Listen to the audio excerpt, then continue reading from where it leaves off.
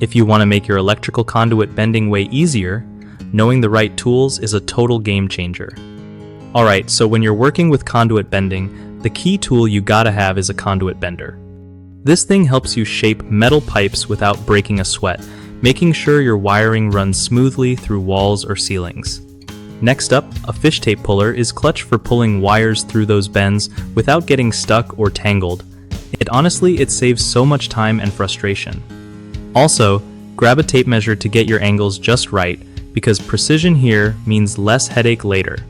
Don't forget a level to check if your bends are straight, and crooked conduit is the worst.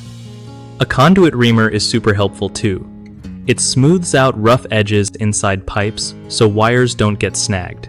And having a marker handy is smart for marking bend points or cuts of lash. Trust me, eyeballing never works well. Safety gear like gloves and goggles is a must because working with metal can get sketchy if you're not careful. One of the biggest issues people run into with conduit bending is messing up the angle measurements, which leads to improper fitting and wasted materials. Fix that by always double-checking measurements with your tape measure and marking clearly before bending. Another common problem is damaging the conduit by forcing bends too quickly or with the wrong tool. Using the proper conduit bender and bending slowly avoids kinks or cracks. Lastly, folks often skip smoothing out the inside edges of cut conduit, which can cause wire insulation to wear out and short circuits later on.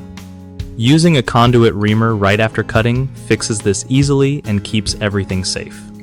BigHomeProjects.com is awesome because it connects homeowners with trusted local contractors who know their stuff, making projects less stressful.